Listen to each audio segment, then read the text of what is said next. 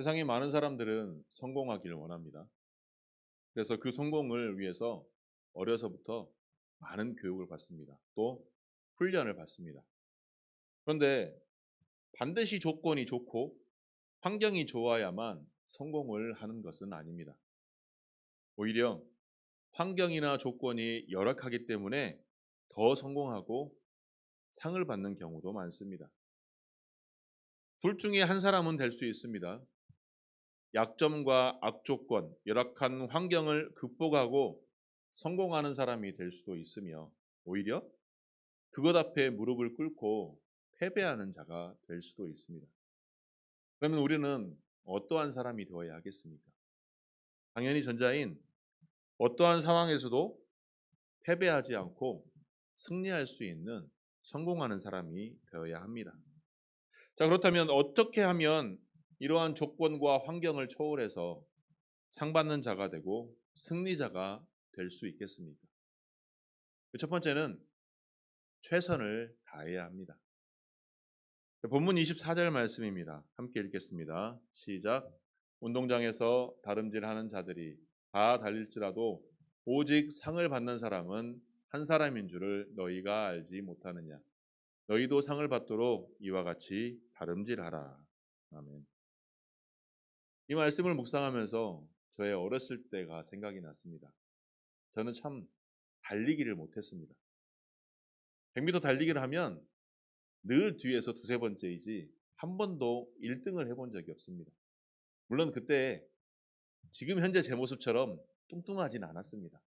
날씬했음에도 불구하고 아무리 열심히 달려도 달리기를 1등 해본 적이 없습니다. 그런데 오늘 최선을 다해야 된다 이 말씀에서 저는 한 가지 위안을 삼았습니다. 뭐였냐면 오래 달리기는 등수에 들더라는 것입니다. 단거리 100m는 항상 뒤에서 놀았는데 오래 달리기는 끈기 있게 최선을 다하고 그 자리를 페이스를 조절해서 가다 보니 비록 1등은 못할지라도 등수 안에는 들어서 상위권에서 있더라는 것입니다.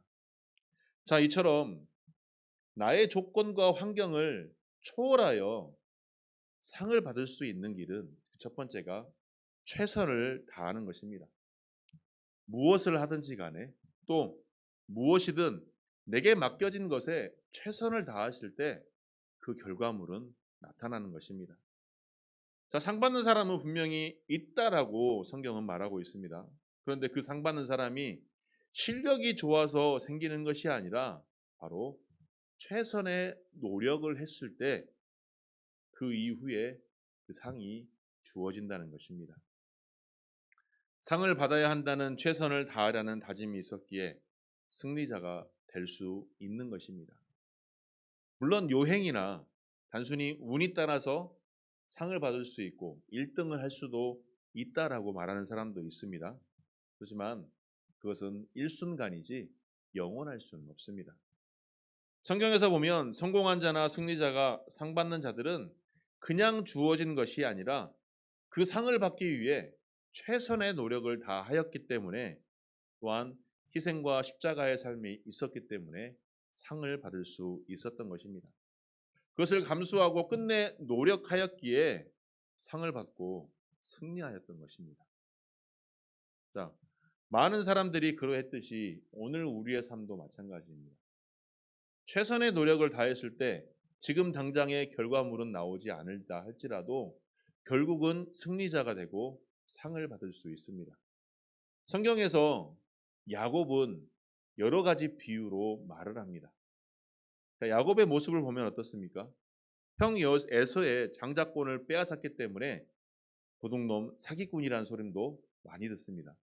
그런데 어떠하면 오늘 본문의 말씀을 놓고 비교를 한다면 그것을 얻기 위해서 야곱은 최선의 노력을 다했다라고 볼 수도 있는 것입니다. 또 약복강에서 천사와 씨름할 때도 끝까지 지지 않고 포기하지 않고 최선의 노력을 다했기에 결국은 자신이 원하는 바를 이루어낼 수 있었던 것입니다. 이런 최선을 다하는 집념과 열심이 우리 믿음의 사람에게도 필요합니다. 상을 얻기 위해 끝까지 포기하지 않고 다름질하는 모습, 선의의 경쟁으로 하나님의 보시기에 기뻐하는 모습으로 끝까지 나아가는 모습이 필요하다는 것입니다. 그러할 때 우리에게는 하나님의 큰 상이 주어질 줄로 믿습니다. 두 번째로는 자기와 싸워 이겨야 합니다. 25절 말씀입니다. 함께 읽겠습니다. 시작. 다투는 자마다 모든 일에 절제하나니 너희는 썩을 면류관을 얻고자 하되 우리는 썩지 아니할 것을 얻고자 하노라. 달리기 1등을 하면, 올림픽에서 달리기 1등을 하면 무엇을 줍니까? 금메달을 주죠. 금메달이 아니라 옛날에는 무엇일까요? 월계관을 줬다고 합니다. 나뭇잎으로 만든 월계관을 줬는데 그 월계관이 영원할까요? 나뭇잎으로 만들었으니 시간이 지나면 썩어 없어지겠죠. 자, 금으로 만들었다 할지라도 썩지는 않지만 시간이 지나면 부서지고 망가질 수도 있습니다. 즉, 영원한 가치가 있는 것은 아니라는 것이죠. 그런데 영원한 가치가 아닌 것임에도 불구하고 사람들은 그것을 위해서 목숨을 걸고 피를 흘리며 싸웁니다. 이처럼 영원하지도 않는 것을 위해 피 흘리며 싸우는 세상 사람들도 있는데 우리는 영원한 생명과 영원한 하나님의 나라를 소망하는 사람들입니다.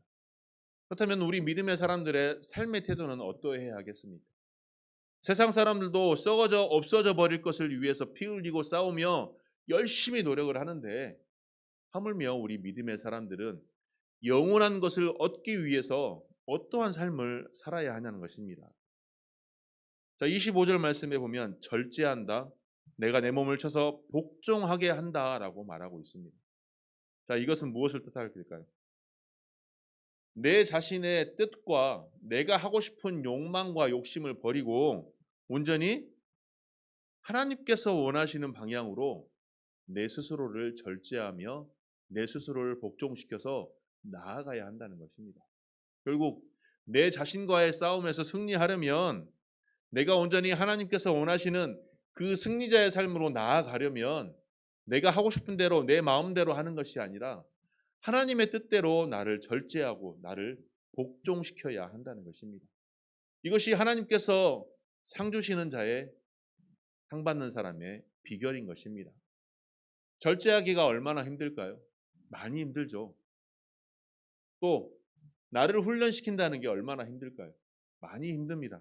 하지만 그런 절제와 훈련 없이는 절대로 상 받을 수 있는 것이든 없습니다. 젊었을 때, 군대 시절에 있을 때 제가 제일 힘들어했던 부분이 한 가지가 있었습니다. 그것 또한 달리기였습니다. 아침마다 10km 알통구보를 하는데 너무 힘이 들었습니다. 숨이 이 턱까지 막혀오고 10km를 달리기를 하는데 이거는 도저히 배겨낼 수가 없었습니다. 그런데 이등병 시절이 지나고 일병이 지나고 상병 시절이 지나고 병장이 되니까 숨이 하나도 안 차고 쉬엄쉬엄 갔다 오는데도 이등병들보다 더 빠르게 갔다 올 수 있었습니다. 이게 무엇일까요? 그 세월 동안에 날마다 구보했으니 체력이 쌓이게 되고 이 폐가 확장이 되어서 숨도 원활하게 되고, 즉 내적으로나 외적으로나 내공과 외공이 쌓인 것입니다. 그래서 모든 면에서 이등병들보다는 병장들이 무엇을 하든지 잘 할 수밖에 없는 것입니다. 그런데 거기까지 오는 동안에 얼마나 많은 나를 절제를 해야 됐으며 얼마나 많은 훈련들을 해야겠습니까? 우리 신앙의 믿음 생활도 마찬가지입니다. 기도 생활도 마찬가지입니다. 이것은 나와의 싸움입니다. 지금 당장은 힘들고 어렵지만 내 자신과의 싸움에서 저 다가올 미래의 영광된 부활의 승리의 삶을 바라보면서 인내하고 절제하고 훈련하며 나아갈 때 하나님께서는 어마어마한 것으로 우리에게 보상해 주실 것이며 상받고 성공할 수 있는 자로 나아갈 수 있는 비결임을 우리가 기억해야 한다는 것입니다. 하나님께 축복받는, 상받는 비결은 다른 것이 없습니다. 나를 믿음의 사람으로 어떻게 만들어 가느냐입니다. 내가 믿음의 사람으로 어떻게 빚어지냐입니다. 하나님께서는 우리가 이미 축복받은 존재로 빚어놓았습니다. 하지만 빚어놓은 상태에서 빚어놓은 모습 그대로 나아가는 것이 아니라 우리 안에 죄성이 들어와서 나약함이 들어와서 연약함이 들어와서 하나님께서 빚어놓은 최상의 걸작품이 망가지고 있는 것입니다. 그러므로 하나님께서 빚어놓은 최고의 걸작품으로 다시 회복하기 위해 절제하며 훈련하며 나 자신과의 싸움에서 승리의 사람으로 나아갈 수 있는 저와 여러분들이 되시기를 주님의 이름으로 축원합니다. 세 번째로는 방향 설정을 바로 해야 합니다. 26절 말씀입니다. 함께 읽겠습니다. 시작.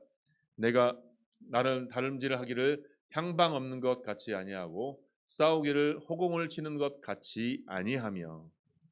자, 모든 운동 경기 중에 공을 가지고 하는 운동 경기는 어떻습니까? 축구나 농구나 상대방의 골문을 향해서 공을 넣어야만 이길 수 있는 것이죠.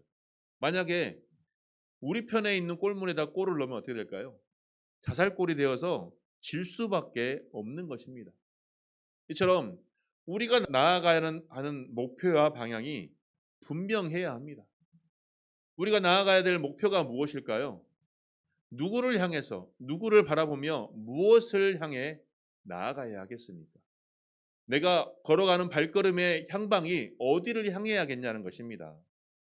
히브리서 12장 2절 말씀에 믿음의 주요 또 온전하게 하시는 이는 예수를 바라보자라고 말씀하고 있습니다. 우리의 최종 목표는 바로 예수 그리스도이십니다. 영원한 소망도 바로 예수 그리스도이며 영원한 희망도 예수 그리스도이십니다.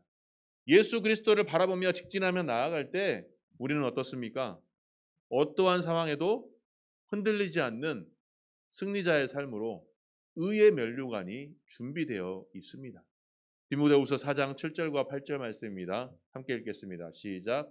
나는 선한 싸움을 싸우고 나의 달려갈 길을 마치고 믿음을 지켰으니 이제후로는 나를 위하여 의의 면류관이 예비되었으므로 주 곧 의로우신 제사장이 그날에 내게 주실 것이며 내게만 아니라 주의 나타나심을 사모하는 모든 자에게도니라. 아멘. 부활의 영광을 위해 싸우는 모든 자에게 무엇을 주신다고요?